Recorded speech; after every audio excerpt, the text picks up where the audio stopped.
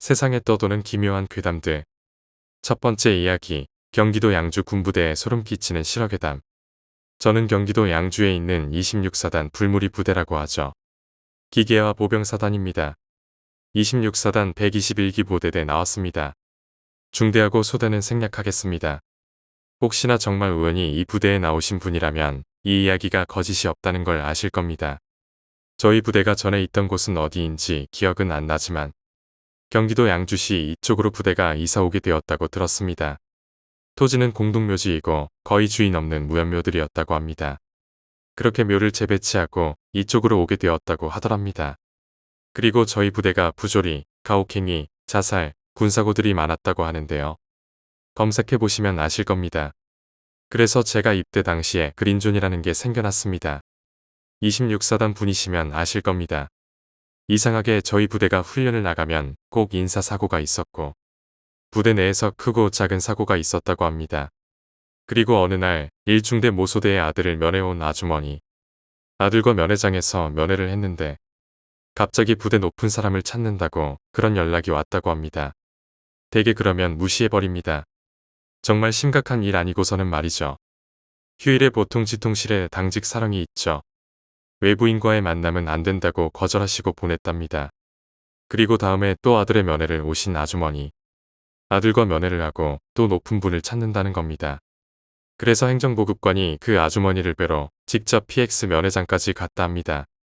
계속해서 높은 간부들을 찾고 하니 무슨 일인가 하고요. 근데 뭐 시덥지 않은 이야기를 하더랍니다.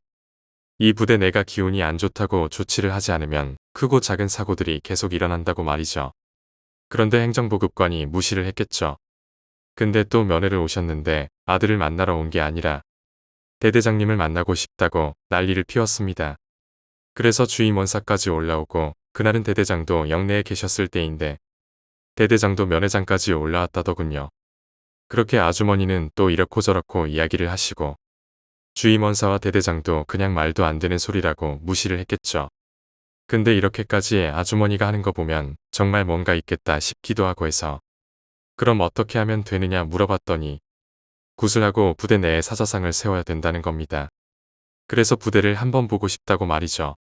군대 다녀오신 분은 아시겠지만 일반인은 절대로 막사 연병장 쪽으로 못 내려옵니다. 특별히 부대 내에서 주최하는 행사가 아닌 이상은 절대 안 되죠. 대대장이 그 아주머니 말에 혹했는지 데리고 가셨답니다. 대대장과 주임원사 및 기타 간부들과 그 아주머니와 함께 부대를 한 바퀴 돌았다고 하네요. 부대를 돌면서 이쪽 저쪽 하시면서 추후에 그 자리에 사자상을 세우면 좋겠다고 말씀하시고 다 돌고 아주머니가 마지막으로 남긴 말이 오늘 돌면서 찍은 자리에 꼭 사자상을 세워야 된다고 하셨죠. 그렇게 한바탕 하시고는 몇 주 지나고 사자상을 세우게 됐다고 하는데요. 그때 그 아주머니도 오시고 사자상을 세우기 전 그곳 위치마다 구슬했다고 하네요.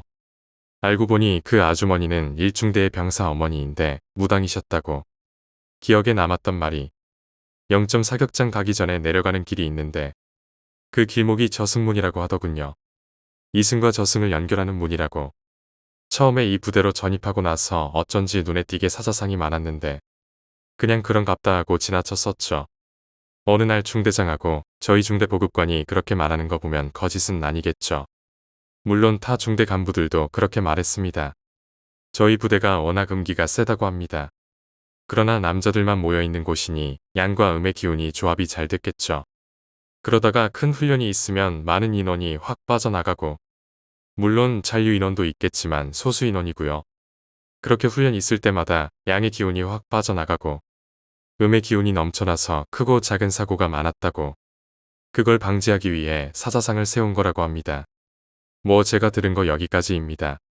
이 부대 나오신 분은 정말 거짓이 없다는 걸 아실 거예요. 이 부대를 나온 사람의 얘기입니다. 제가 근무했던 부대네요. 사자상은 똑같은 모양의 것들이 부대 곳곳에 있는데 관리 안 되어서 넘어져 있거나 장갑차 기동하다가 부숴먹은 것도 있고 그럽니다. 특히 법당 앞에 있던 건 사자상 앞면 부분만 날아가서 좀 기괴한 모양이었죠. 제가 있는 2년 동안 사건 사고는 꽤 많았고 확실히 좀 특이한 부대이긴 합니다. 일단 부대가 대대 규모임에도 불구하고 지나치게 큰 게 특징이고 그러다 보니 부대 내부에도 산 지형이 많아 관리가 힘들었죠. 음습하고 부대 내 묘비 없는 묘지들도 있고 사용 안 하는 초소들도 꽤 있고 특히 이중대공은 초소는 멀쩡한데 제가 있는 2년 동안 쭉 사용하지 않았죠. 대공 초소야 인력 없으면 비워놓는 경우도 꽤 있지만 저희는 인력도 많았는데 훈련 시에도 이중대공 자체를 거의 안 쓰더군요. 제초 작업 같은 거 하러 가긴 하는데 낮에 가도 한기가 돋고 좀 소름 돋는 장소였습니다. 당직 근무 설 때 이중대공 근방에도 있는데 꼭대기까지는 아니고 입구 근처에 있습니다. 밤에 순찰 돌 돌아보신 분들은 아실 겁니다. 바람소리, 나무가지 스치는 소리, 부엉이 소리, 그리고 멀리서 들리는 흩어진 차량 소리 이런 것들 때문에 밤에도 주변 소음이라는 게 있는데 특이하게 이중대공 근처만 가면 진짜 엄청나게 고요했습니다. 조금 과장하자면 눈 깜빡이는 소리까지 들릴 정도로 내 전투복 스치는 소리가 너무 크게 들려서 저는 그쪽으로는 잘 안 갔습니다.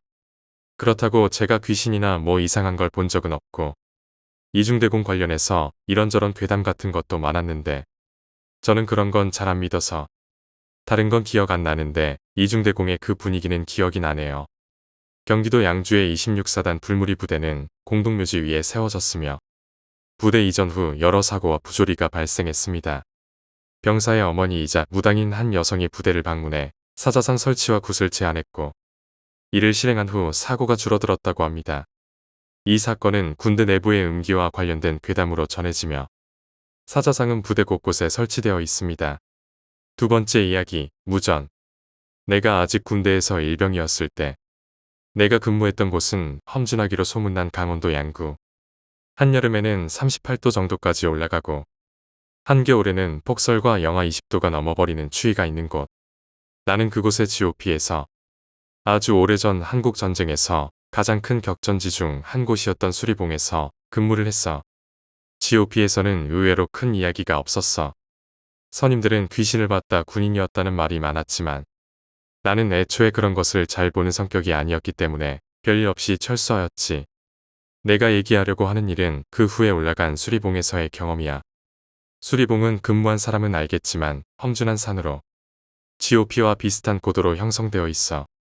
과거에 한국 전쟁의 무대이기도 했고 사상자도 엄청 많았다고 알려져 있어. 그곳에서 나는 일반 탄약고 근무를 하였고 마침 3군단과 국방부에서 유해 발굴 사업을 수리봉에서 진행하고 있었기에 유해를 발굴하기도 했어. 여튼 사건은 어느 겨울로 넘어가기 전 한창 서리가 끼던 가을에 새벽에 일어났어. 새벽에 안개가 가득해질 무렵 나와 선임은 탄약고에서 노가리를 까며 근무를 서고 있었지. 뭐 여느 때와 다름없이 탄약고 앞에 갈대밭에서는 높이가 1m는 넘어 보이는 멧돼지와 그 새끼들이 돌아다녔어. 한창 노가리를 까고 있는데 무전기에서 치지직 거리기 시작하는 거야. 그때 굳이 무전이 올 시기도 아니었기 때문에 의아했어.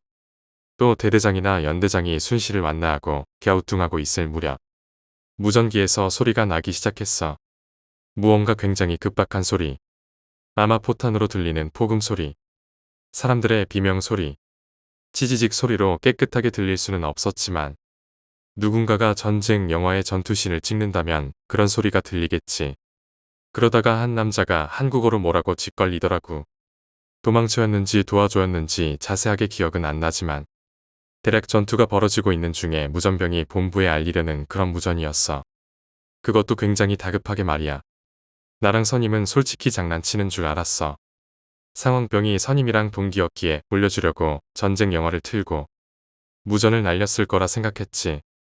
그래서 알 수 없는 무전이 끝나고 바로 전화기를 들고 자초지종을 얘기하고 상황병에게 장난치지 말라고 하였지. 하지만 상황병의 대답은 뜻밖이었어. 지금 아무런 일도 없었고 장난치지도 않았고 당직 사관은 자고 있으며 본인도 졸고 있었다는 거지. 오싹했지만 믿지는 않았어. 군대란 곳이 그러잖아. 일부러 속이고 엿먹이려고 장난치고. 그래서 선임이 됐다 하고 끊었지. 그리고 다시 노가리를 깠어. 다른 곳에서 무전이 잘못 왔다. 그냥 혼선된 거다 하면서 잊어버리려고 하면서. 그런데 1시간이나 흘렀을까. 한창 근무 교대 준비를 하던 중에 다시 무전기가 반응하기 시작했어. 그리고 아까와는 살짝 다른 소리가 들려왔어. 상황이 급박했지만 조금 더 정리된 듯한 소리. 간간히 폭탄 소리는 들리지만 아까처럼 시끄럽지는 않았어. 그리고 다시 의문에 남자가 말을 했어. 조용하게. 치지직 소리와 겹쳐서 알아들을 수 없었어. 그리고 툭 하고 무전이 끊겼어. 그리고 곧바로 근무 교대하러 왔다고 왜 암구어 말을 안 해주냐고. 탄약고 밖에서 후임들의 목소리가 들렸지. 나와 선임은 얼어붙은 채로 근무를 교대하고 소초로 돌아왔어.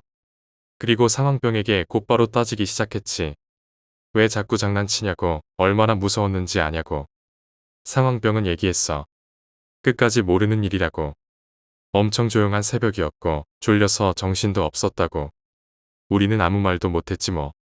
그때 정신적으로도 육체적으로도 너무나 피곤했기에 그냥 대충 마무리하고 곧바로 침상 위로 기어들어갔어. 그게 끝이야. 내가 유일하게 군대에서 미스터리한 일을 체험한 것이. 그 일을 계기로 나는 과거에 일어났던 한국 전쟁을 새삼스레 다시 느끼게 되었어. 전쟁의 기억은 이토록 끔찍해서 아직까지 지워지지 못하고 그래서 수십 년이 지난 현재까지 무전으로 들리고 있는 거라고. 무섭지는 않았어. 그냥 과거의 선배 전우들에게 미안했고 오히려 슬픈 감정을 느꼈어. 앞으로 이런 전쟁이 다시 일어날 수도 있겠다고 생각하였고 아마 그 의문의 무전은 과거에 끔찍했던 사육전을 잊어버리지 않게 하려는 선배 전우들의 무전이 아니었을까. 더 이상 이런 전쟁을 일어나지 않게 하라는. 모두 실화야. 한치의 거짓도 없이 말이야. 그리고 유해 발굴을 하면서 가장 기억에 남는 일은 한 발도 쓰지 않은 소총의 탄창을 발견하고 그 옆에 두 개꼴을 발견했을 때야. 물론 조각나서 그냥 나무 조각처럼 보였어.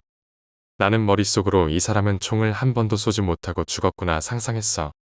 그리고 죽으면서 어머니와 가족들을 생각하고 이토록 차가운 산속에 묻혔겠구나 싶었어.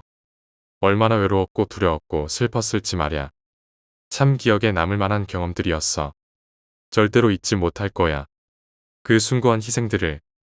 세 번째 이야기, 위층의 남자. 대학의 친구에게 들은 이야기다. 자동차 사고를 당해 타박상을 심하게 입은 A씨는 일을 하기 힘들 것 같아 회사를 일주일 정도 쉬기로 했다. A씨는 결혼을 했지만 아내도 일을 하고 있었기 때문에 낮에는 집에 혼자 있을 뿐이었다. 처음 이틀은 마음 편하게 뒹굴대며 보냈지만 사흘째부터는 남아 도는 시간이 점점 지겨워졌다. 어딘가에 놀러가려 해도 몸이 불편해서 나갈 수도 없어. 집안에 꼼짝없이 있을 수밖에 없었다. 그러던 어느 날 점심을 먹고 느긋하게 텔레비전을 보고 있는데 위층에서 쾅쾅거리는 소리가 나면서 어린 아이가 신이 나서 떠드는 소리가 들려왔다. A씨는 학교가 쉬는 날인가 하면서 생각하고 그리 신경 쓰지 않고 넘겼다고 한다. 그리고 다음 날도 정오쯤에 어린아이의 목소리가 들려왔다. 아무래도 위층에는 어린아이가 2명 있는 것 같다. A씨가 살고 있는 곳은 대규모 아파트 단지였지만 의외로 낮에는 조용해서 아이들의 목소리는 아래층의 A씨에게도 잘 들렸다. 그러나 그리 시끄럽지도 않았고 오히려 지루하고 기분 나쁘게 조용한 아파트의 정적을 가려줘서 고맙다고 할 정도였다. 그리고 다음 날 시간을 보내다 배가 고파진 A씨는 점심을 만들기 귀찮아 피자를 주문했다. 30분 정도 지나온 피자는 생각보다 양이 많았다. 결국 피자는 꽤 많은 양을 남겨버렸다. 평소라면 아내를 위해 남겨두었을 텐데 문득 위층에 사는 아이들이 생각나. A씨는 친절한 마음으로 피자를 가져다 주기로 했다. A씨는 위층에 어떤 사람이 사는지 알지 못했지만 일단 초인종을 눌렀다. 김새를 차린 것 같지만 응답이 없다. 한 번 더 초인종을 눌렀다. 문의 난 작은 구멍으로 누군지 자신을 쳐다보는 것 같은 느낌이 들었다. 희미하게 누구세요? 라는 목소리가 문 너머에서 들려왔다. A씨는 자신이 아래층에 사는 사람이며 피자가 약간 남아 전해주고 싶어서 왔다고 이야기했다. 그러자 문이 빼꼼 열렸다. 집 안은 지독하게 어두웠다. 5cm 정도의 틈 사이로 여자가 얼굴을 살짝 내밀었다. 여성은 쌀쌀하게 말했다. 감사합니다. 그렇지만 필요하지 않습니다. 어둑어둑해서 얼굴의 표정이 잘 보이지 않는다.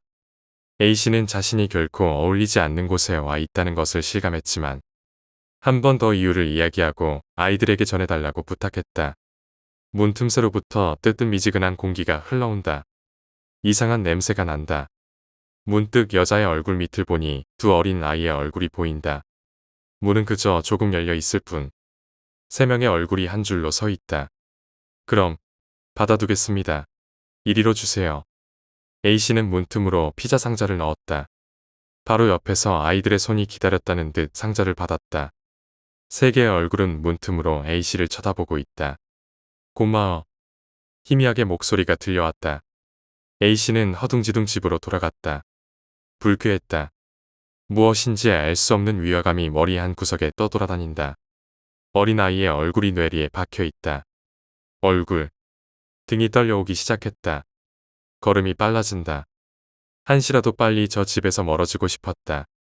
엘리베이터가 오지 않는다. 얼굴이 세로로 쭉 늘어서 있다. 버튼을 계속해서 누르지만 올라오는 기색이 없다. 비상계단으로 간다. 지독하게 머리가 아프고 구역질이 난다. 비상계단에 무거운 문을 밀쳤을 때 A씨는 뒤에서 시선을 느꼈다. 뒤돌아보니 10m쯤 떨어진 저쪽 복도 모서리에 3명의 얼굴이 있었다. 문틈으로 보았을 때와 같이 얼굴을 반만 드러내고 텅 빈 눈으로 이쪽을 응시하고 있다. 대낮에 아파트 복도에 싸늘하게 내려오는 빛은 3명의 얼굴을 말끔하게 비추었다. A씨는 목 주변의 깁스도 아랑곳하지 않고 계단을 달려 내려가기 시작했다.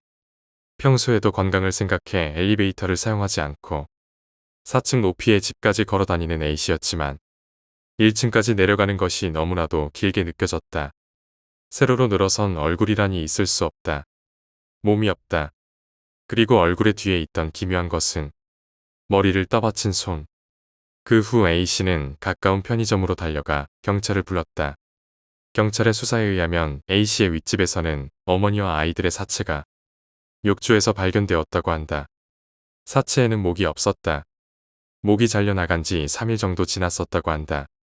그날부로 그 집의 남편이 지명 수배되었고 드디어 같은 건물 안에 숨어있던 그를 찾아냈다. 어머니와 아이들의 목도 그가 가지고 있었다. 남자가 발견된 곳은 그의 집이 아니었다. 경찰이 핏자국을 따라 그가 숨은 곳을 찾아낸 것이다. 경찰에 의하면 그는 A씨의 집에 있는 벽장 안에 숨을 죽이고 숨어 있었다고 한다. 네 번째 이야기, 상자. G현 H시에 있는 마을에 어떤 가족이 살고 있었다. 병들어 누운 99세의 할아버지와 손자인 5살의 A. 그리고 부모님이 함께 사는 집이었다. 부모님은 맞벌이 부부로 낮에는 모두 일을 하러 집을 나갔었다. A는 매우 호기심이 왕성한 아이여서 집안을 놀러 다니고 있었다. 어느 날 A가 아무렇지도 않게 문이 맹장지를 열어 젖혔는데 천장에 있는 나무 판자가 떨어져 있었다. 집안에 실증이 나 있던 A는 이불을 잔뜩 쌓아 기어 올라서 그 안으로 들어갔다. 천장 안은 생각했던 것보다 훨씬 어둡고 무서운 곳이었다. 그러나 호기심이 생겨서 계속 앞으로 나아갔다. 잠시 돌아다니다 보니 웬 상자가 있는 것을 알아차렸다. 이런 곳에 숨겨둘 정도면 분명 굉장한 게 들어있을 거야.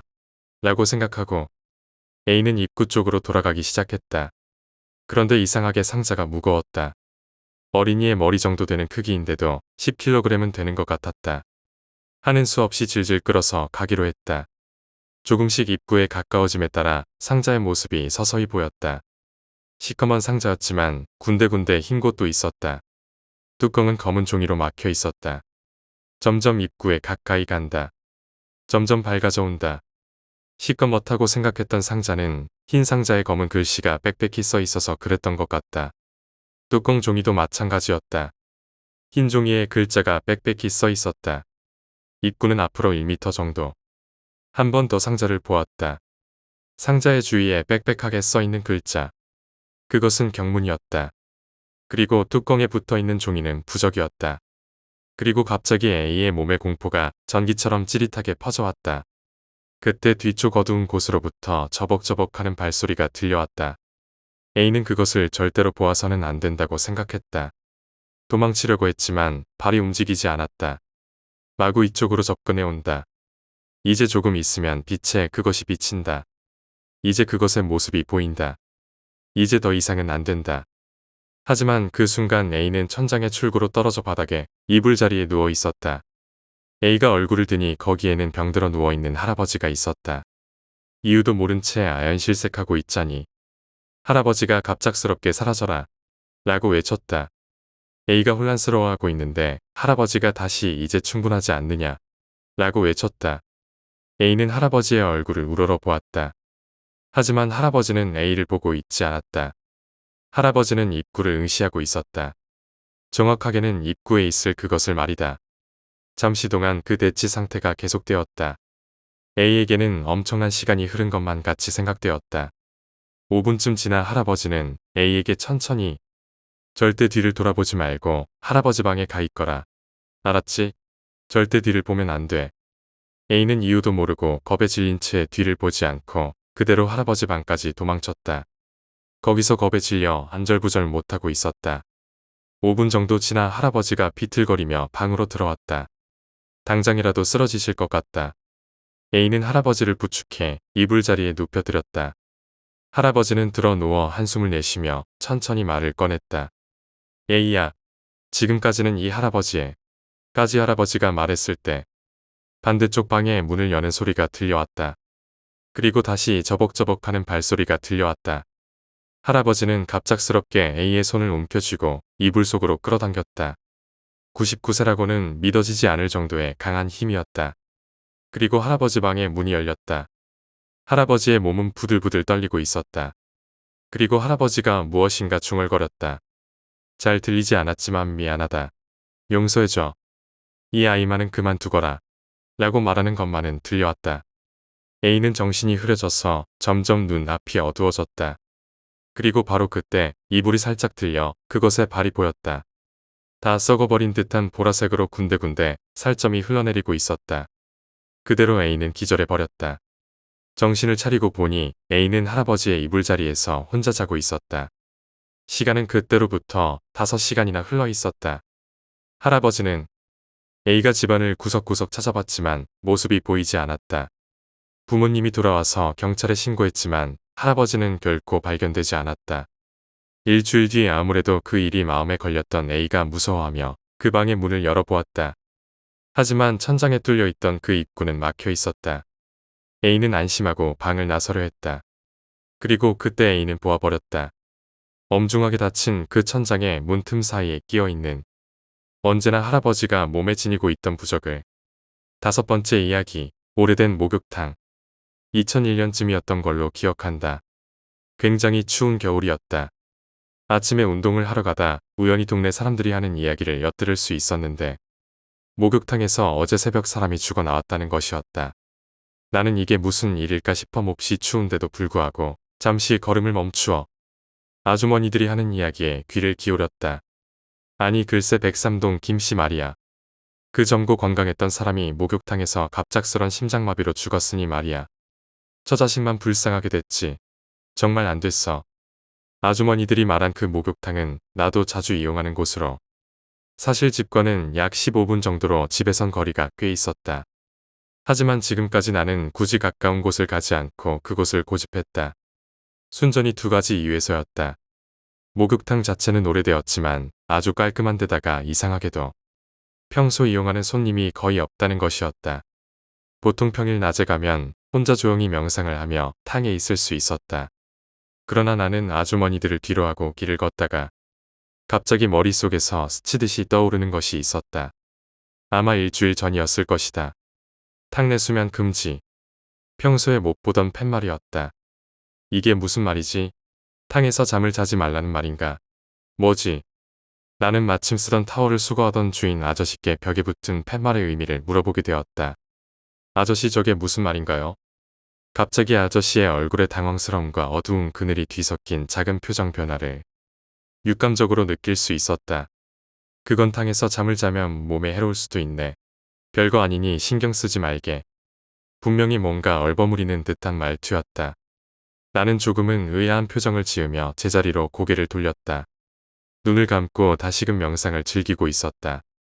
1년 가까이 이 목욕탕을 이용하긴 했지만 그날 목욕을 마치고 나오면서 새삼스럽게 발견한 것인데 목욕탕 구석구석 곳곳에 노란 종이에 빨간 글씨를 넣은 부적이 한 장씩 붙여져 있는 것이었다.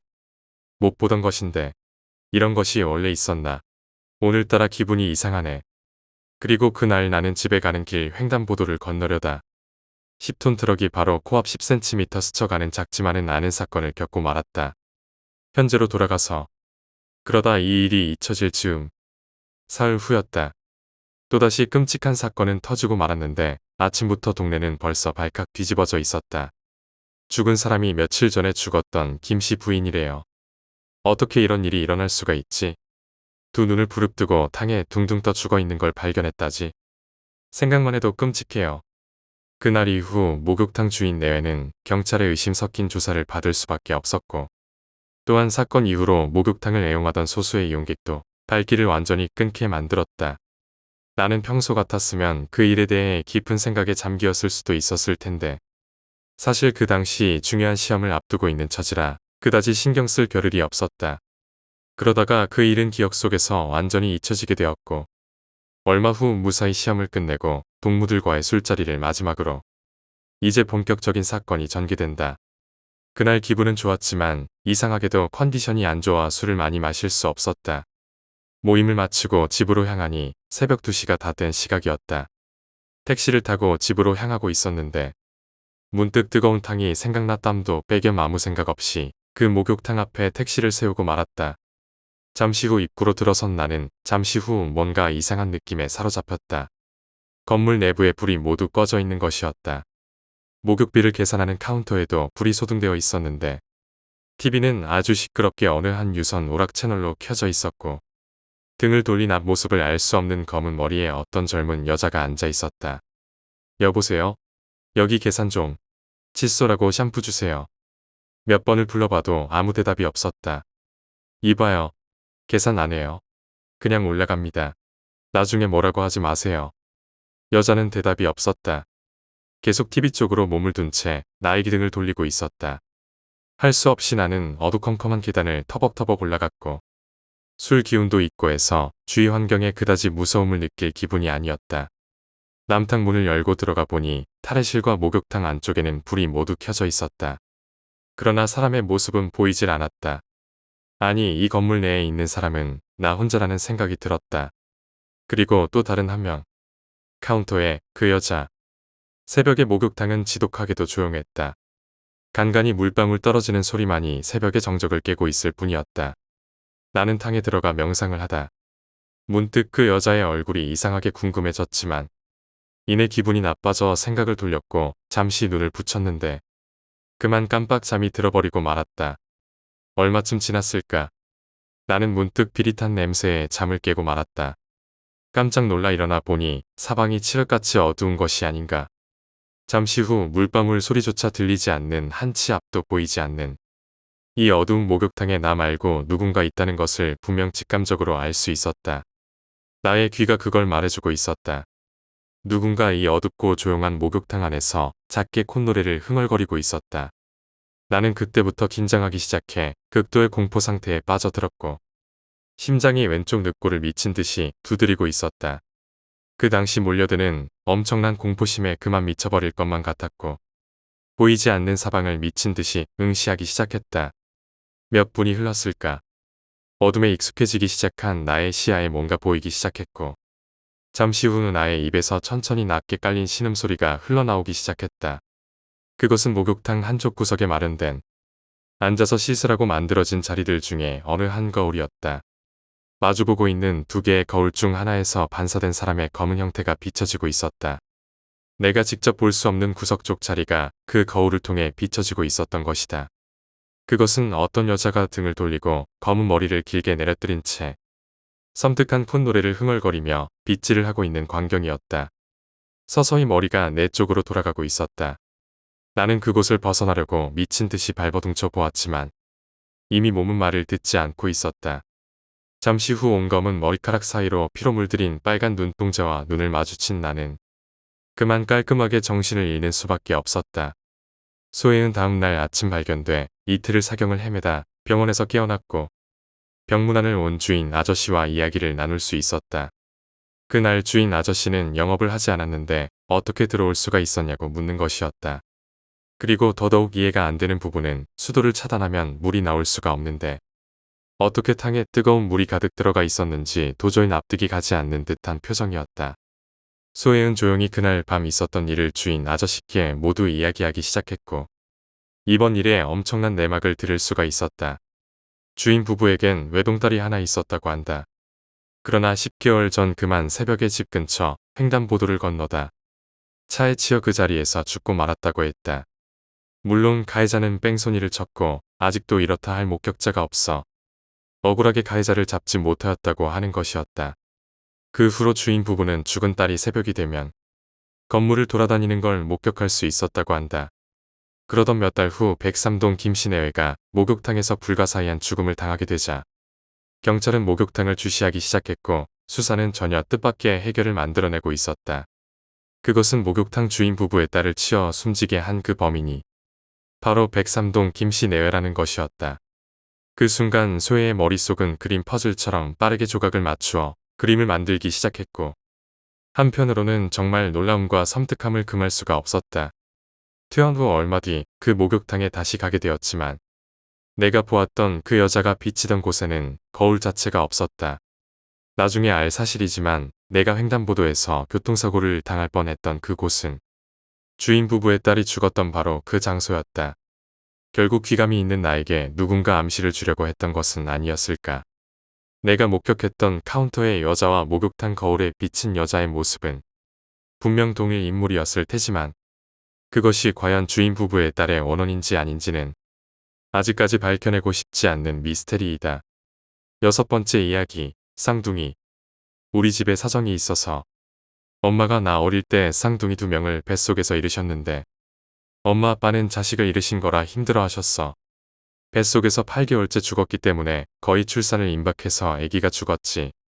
내가 7살 때 그 일을 겪고 나는 지금 21살이야. 어느 날 수업이 늦게 있어서 자고 있는데 방 안이 시끌시끌해서 눈을 떴어. 왠지 꼬마 남자애 2명이 우리 집 장롱을 뒤지고 있었어. 확실히 꿈은 아닌 것 같았어. 완전 대박 무섭고 생생했지. 그래서 너네 뭐해? 이랬더니 꼬맹이 2명이 나한테 앵기더니 누나, 나 유치원 가야 되는데 유치원복 바지를 못 찾겠어. 찾아줘. 이러는 거야. 꿈에서지만 짐작으로 그 쌍둥이 애기들 같았어. 그래서 애기들을 안고 엉엉 울었지. 미안해 미안해 하면서 울었어. 근데 그 중에 한 애기가 나한테 물어봤거든. 엄마 아빠가 아직도 우리 기억해? 우리 안 잊어버렸어? 이러는 거야. 심장이 쿵 하는 느낌이 들었어. 왜냐면 엄마도 아직까지 애기들 보는 거 힘들어하고 아빠는 애기들이 하늘 날아간 날이면 이기지 못할 정도로 술 마시고 오셨거든. 어느 날 아빠가 술 취하셔서 한 얘기가 엄마는 애기들이 죽은 날짜를 기억 못 하신다고 해. 엄마가 혼수 상태까지 가셨었지. 그래서 아빠는 엄마 아빠 대신 엄마 아빠가 못 챙기는 날이 와도 그날을 절대 잊으면 안 된다고 하셨어.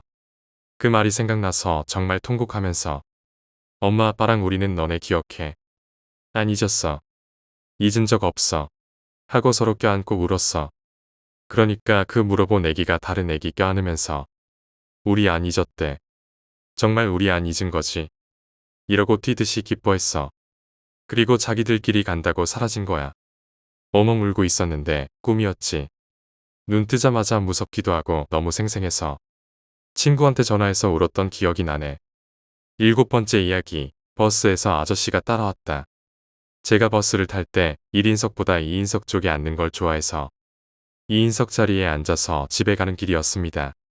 핸드폰이나 만지면서 있는데 정장을 입은 아저씨 한 분이 버스를 타더군요. 힐끔 보고 다시 핸드폰 하는데 제 옆으로 와서 앉으시는 겁니다. 당황했어요. 왜냐면 앞에 1인석들도 많이 비고 제 뒤에 2인석들도 거의 빈 상태였으니까요. 버스에 탄 사람은 저랑 제 옆에 아저씨, 뒤에 아줌마, 앞쪽에 여성분 정도였는데 어쨌든 너무 당황스러웠죠. 앉으신 걸 뭐라고 할 수도 없고 그래서 핸드폰만 하는데 갑자기 옆으로 붙으시는 거예요. 아 진짜 왜 이러시지 하고 옆을 보니까 저를 빤히 쳐다보시더군요. 이건 뭐지? 라고 생각하면서 핸드폰만 계속 보는데 창문에 비친 그 아저씨가 아직도 계속 저를 쳐다보시는 거예요. 그러다 희죽 웃으시고 너무 기분 나쁘고 소름 끼쳐서 두 정거장만 가면 아파트라서 그냥 일어섰어요. 그런데 그 아저씨도 일어나시는 거예요. 제발 진짜 같은 곳에 내리지 마라 생각하고 서 있다가 아파트 정류장에 도착해서 내리는데 그 아저씨도 같이 내리는 거예요. 버스 정류장에 저랑 그 아저씨뿐이라서 저는 빨리 걸어갔어요. 너무 무서워서 설마 내가 오해한 건가 같은 아파트 사나? 아니, 버스 옆자리에 앉고 따라 내렸잖아. 여러 생각을 하면서 빨리 걸어가는데 갑자기 뛰어오는 소리가 들리더니 제 머리채를 잡은 거 있죠. 진짜 너무 놀라서 소리 지르면서 제가 갖고 있던 통조림 선물 박스로 머리를 후려쳤는데 소리 지르면서 넘어지더군요. 저는 뒤도 안 돌아보고 바로 경비실 쪽으로 뛰어갔어요. 뛰어가는데 쫓아오는 소리가 들리니까 너무 무서웠죠. 계속 뛰다가 경비실이 보여서 경비 아저씨를 부르면서 뛰어가는데 아저씨가 놀라서 경비실에서 나오더군요. 살았다라고 생각하면서 경비 아저씨한테 누가 뒤에서 쫓아와요 하고 말하면서 뒤돌아보는데 그 아저씨가 더 이상 안 쫓아오고 가만히 있으시다가 저 시발년 이러고는 뒤돌아서 도망가시더라고요. 진짜 너무 무섭고 이런 일 당해보는 게 처음이라서 막 계속 눈물 나오고 그러는데 경비 아저씨가 저를 집까지 데려다 주셨어요. 진짜 다음에 또 만나면 어떡하지? 이런 생각이 들고 계속 떠오르고 무섭고 그러네요. 엄마한테 말하니까 또 누가 따라오면 동생한테 전화해서 데리러 오라고 하는데 그렇게 늦은 시간도 아닌데 이런 일을 당해서 집에 갈 때 조심하세요. 아직도 진짜 너무 무서워요. 또 버스 탔는데 그 아저씨랑 마주칠까봐 말이죠. 8번째 이야기, 생생한 공포. 제가 원래 어릴 때부터 뭐랄까 가위에 좀 쉽게 눌리는 스타일이었거든요. 한 달에 10일 이상은 가위를 눌리는 정도였으니까. 지금부터 3년 전, 그러니까 20살 때 있었던 일이에요. 저희 가족이 안산에서 사는데 집 계약이 끝나서 이제 어머니가 회사 다니기 편한 지역으로 이사를 하게 됐는데 집 계약하기 전에 마지막으로 집 구경을 갔었죠. 우리 가족이 이사 오기 전에 약 8개월가량 비어있던 집이라 그런지 뭔가 황량하기도 했고 으스스한 기운도 있었던 집이라 뭔가 기분이 좀 꺼림칙했었거든요. 그래도 어머니 회사가 가까웠고 동생 학교도 가까웠던 터라 그냥 전향 계약을 하고 이사를 하게 되었어요. 이삿짐 센터를 통해서 짐을 다 옮기고 하루 종일 가족들이 쓸고 닦고 가구 위치 정리하고 해서 그나마 좀 사람 사는 냄새가 나게끔 만들어 놓고 피곤에 찌들어 잠이 들었습니다. 문제는 다음 날이었죠. 아버지는 건설 현장 일 때문에 새벽같이 현장으로 가셨고 어머니도 아침부터 회사에 나가시고 동생도 고등학생이어서 학교에 가고 집에 저 혼자 남게 되었죠. 제가 A형이라 그런지 잠자리를 옮기면 잠을 좀 설치는 경향이 있어요. 친척 집을 가거나 친구 집을 놀러 가서도 그래요. 물론 이사 첫날도 뒤척거리다가 선잠을 잠깐 잔 상태였습니다. 아침에 동생 밥 먹여서 학교까지 보내놓고 있는데 몸이 너무 무거웠어요. 그래서 2시간만 자야겠다 하고 잠을 자기 시작했습니다. 한창 잠을 자기 시작하는데 누군가가 제 머리를 쓰다듬는다는 느낌이 나더군요. 잠결에 엄마가 나 깰까봐 재워주느라 머리 쓰다듬어 주는구나라고 생각하고 다시 잠이 들려던 찰나 엄마가 회사에서 퇴근하면 저녁인데 벌써 저녁인가? 그럼 동생도 집에 왔을 텐데 왜 안 깨웠지? 라는 생각이 머릿속을 스치더군요. 그래서 일어나려고 머리를 일으키는데 몸이 안 움직여지는 겁니다. 물론 말소리도 안 나오고 가위에 눌린 거였습니다. 그래서 엄마한테 깨워달라고 가위에 눌렸다고 진짜 있는 힘껏 소리치는데 그저 몸 안에서 메아리칠 뿐 소리가 밖으로 나가지는 않더라고요. 실눈을 뜬 상태로 엄마를 봤는데 뭔가 느낌이 이상했습니다. 분명 어머니는 단발에 잘 정리된 머리였는데 제 머리를 쓰다듬는 사람은 뭔가 부스스한 긴 머리였던 거죠. 속으로 이거 뭐야? 얼른 일어나야 되는데라는 생각을 되뇌고 있는데 제 머리를 쓰다듬던 여성분이 내 아들, 내 아들 이 말을 계속 반복하기 시작했습니다. 왠지 이상 상태로 그냥 잠이 들었다간 죽을지도 모른다는 생각이 들더군요. 친구들이 우스갯소리로 가위 눌린 상태에서 다시 잠들면 죽는다는 농담을 많이 했죠. 그리고 겁이 많았던 저는 그걸 아직도 믿고 있습니다. 잠들지도 못하고 어떻게 일어나지도 못하고 있다가 실눈으로 다시 그 여자를 쳐다봤는데 우리 엄마라고 하기엔 너무 어린 여자분이 생기 없는 목소리로 내 아들 이라고 반복하고 있다가 갑자기 점점 얼굴이 선명해지기 시작했습니다. 점점 제 얼굴로 가까워졌다고 해야 맞을까요? 진짜 있는 힘껏 미친 듯이 발버둥을 쳐봤지만 현실은 손가락 하나도 까딱하기 힘든 상황. 그리고 그 여자의 얼굴은 점점 내 앞으로 다가오고 있는 상황. 진짜 미치겠더라고요. 진짜 믿지도 않는 하나님 부처님 다 불러봤지만 도움이 될 리가 만무했죠. 그렇게 그 여자의 얼굴이 제 코앞에 다가오려는데 갑자기 퍽 하는 소리와 함께 아랫배에 이상한 통증이 느껴졌습니다. 저도 모르게 몸이 앞으로 구부려지면서 커억하는 소리를 냈는데 알고 보니 학교 마치고 집에 온 동생이 배고프다고 밥 차려달라고 가방을 제 배 위에 던진 것이었습니다. 덕분에 저는 가위에서 풀렸고 제 코앞에 있었던 여자의 얼굴도 거짓말처럼 사라져버렸습니다. 가위에서 풀려나자마자 진짜 미친 듯이 캑캑거리면서 동생한테 이야기를 해줬지만 다 밖에서 일하는데 혼자 자니까 악몽이나 꾸지. 배고파 밥 줘라고 하면서 대수롭지 않게 지나가더군요. 밤에 엄마가 퇴근하고 집에 와서 엄마한테도 이런 일이 있었다고 말하니까 그게 다 네가 교회를 안 나가서 그런 거야. 이번 주부터 교회나 가자라고 하시면서 안 믿어주십니다.